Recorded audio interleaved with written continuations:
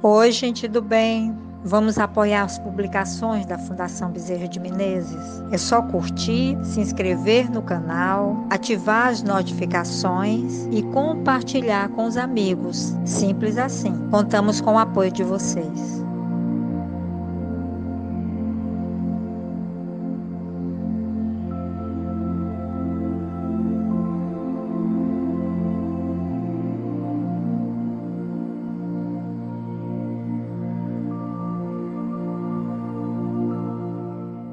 Olá, dando continuidade ao estudo do Evangelho segundo o Espiritismo, veremos hoje o capítulo 15, Fora da caridade não há salvação, necessidade da caridade segundo Paulo, item 6 e 7. Diz assim: se eu falar a língua dos homens e dos anjos e não tiver a caridade, sou como o metal que soa ou como o sino que tine. E se eu tiver o dom de profetizar e conhecer todos os mistérios e tiver a perfeita ciência de todas as coisas, se eu tiver ainda toda a fé possível até ao ponto de transportar montanhas, se eu não tiver a caridade, eu nada serei.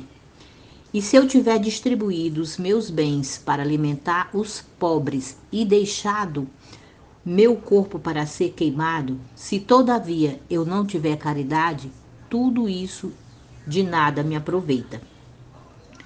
A caridade é paciente, é benigna. A caridade não é invejosa, não obra temerária e precipitadamente.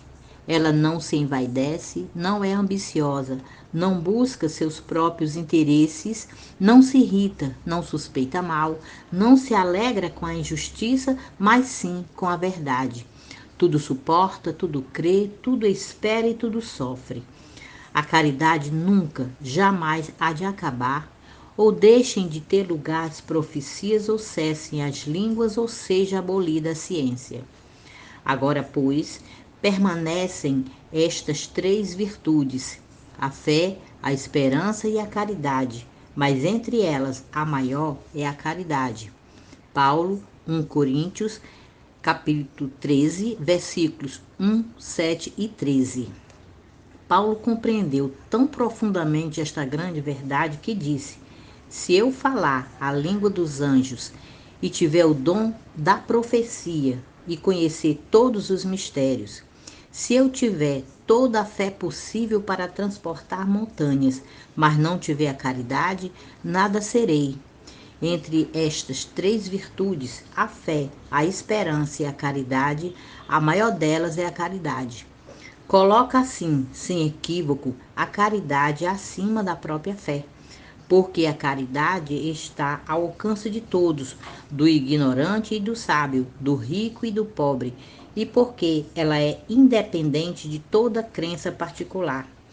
E faz mais, define a verdadeira caridade, mostrar não apenas na beneficência, mas no conjunto de todas as qualidades do coração, na bondade e na benevolência em relação ao próximo.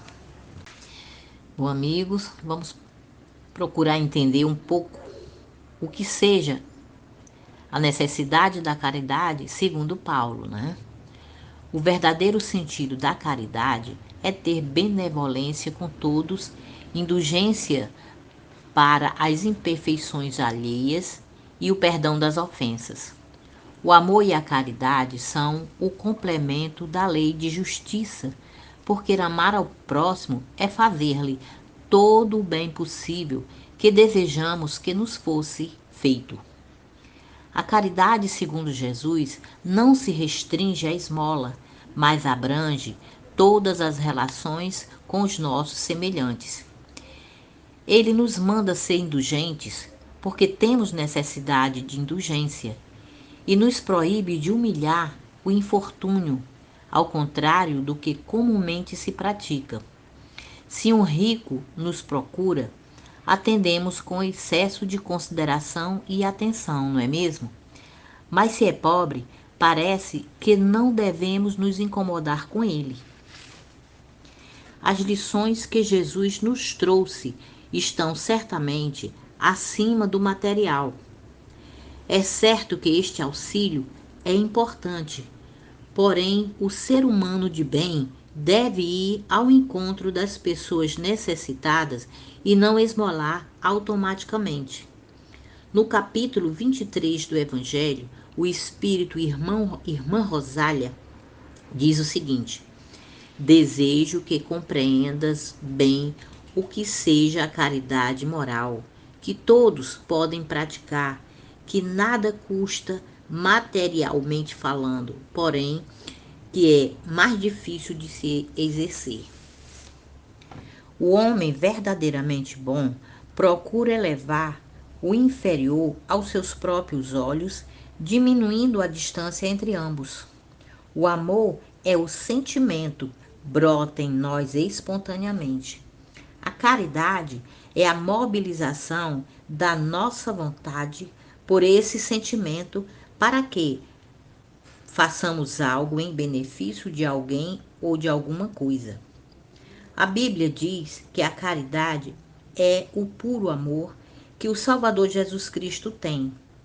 Ele ordenou que nos amássemos uns aos outros como ele nos ama. As Escrituras dizem que a caridade vem do coração puro.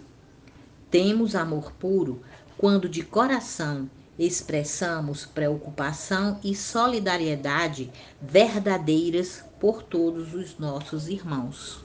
Por isso, Paulo coloca a caridade acima da fé e da esperança.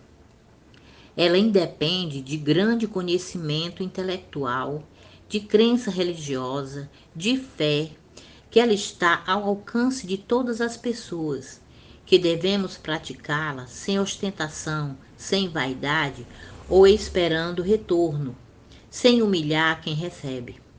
Essa atitude deve ser suave, mansa, voltada somente à prática do bem. Quem assim age, guarda consigo a paz interior e transmite aos outros o amor fraterno.